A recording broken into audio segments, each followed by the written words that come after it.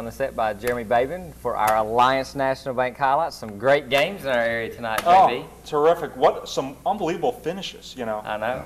Some 2 games that went down to the wire. So take it away and give it to us. Sounds good. Well, for our Alliance National Bank highlights show, we begin with our featured game. First game, Dalton, which was taking on Sprayberry in the land of the Denon. You know, both teams coming in off losses. Week 2 matchups, and what a finish we have in store for you. So let's get right to the game. But you know, we got to talk about, first of all, one loss in early last season, 2008, for Sprayberry, and then they went on to win 7 in a row, including a 27-6 win against Rome for the region title. But let's get to the game right now. Bill Chappell Stadium. And we'll pick it up with 6:32 to go in the first. Trey Beck, a 7-yard touchdown run, makes it 7-0 Dalton as the Big Reds strike first.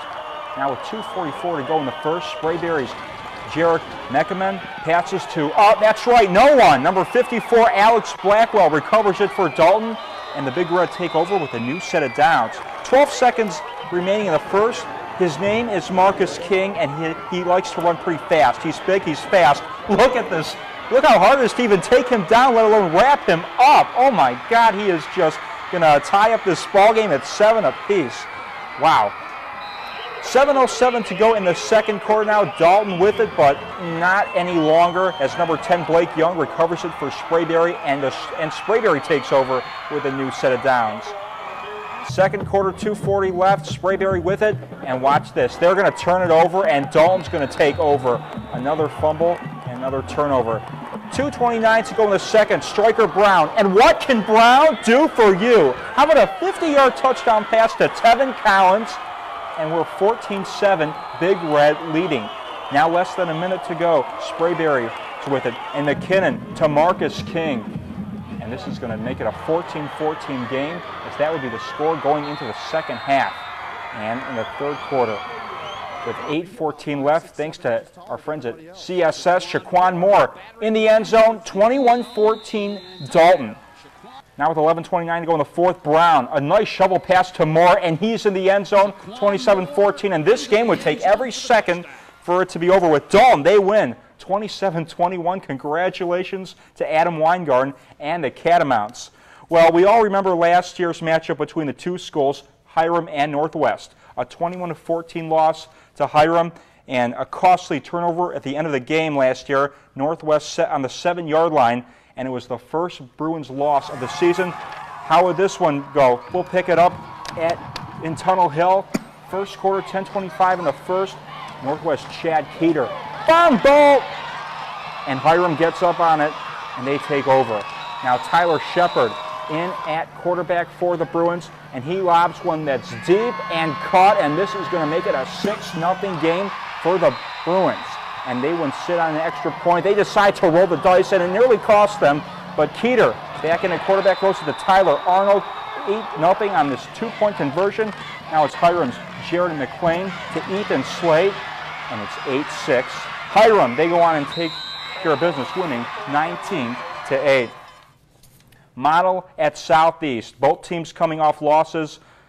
And last season, week 2 matchup, we all remember how that game ended. 20-14 as Model escaped with that one. This one was in the land of the Raider Nation. How would David Crane and company do with Southeast hosting Model? Let's find out in the land of the Raiders. We'll pick this one up with 9:40 to go in the first. Model's James Wells to Eddie McCluskey. And this is going to be a connection. 7-0 Model. 2:53 to go in the second now. James Wells is a 30-yard pass deep to Craig Calhoun. That is good. Perfect. 14-0 Model. Now with 2:36 to go, Southeast with it appears to be driving, but Tanner McCutcheon throws it to Craig Calhoun. And this would be 21-0 after this play was over, but Southeast would come back and win 23-21.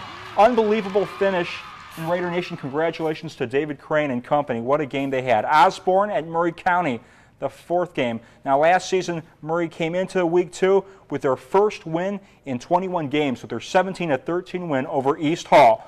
36-0 loss to Osborne last year. Osborne's only win of the season came against the Indians. So how would week 2 go this year? Well, let's head out to Chatsworth and find out. Let's ride those horses.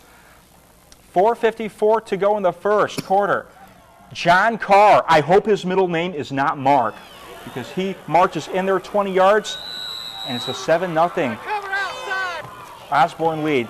Now it's Ernest Lopez going to try and tack on a field goal and put Maury County on the board. That's no good. Still 7-0 later on. Austin Williams, he's going to be sacked for a big loss.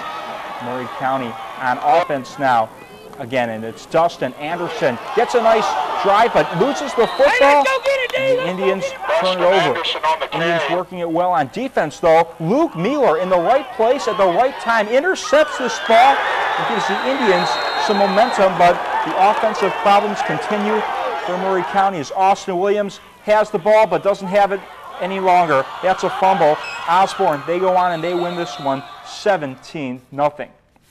And that'll do it for the first part of the Alliance National Bank Highlights show, but don't go anywhere. There's plenty more coming at you on the other side of the break. Stick around.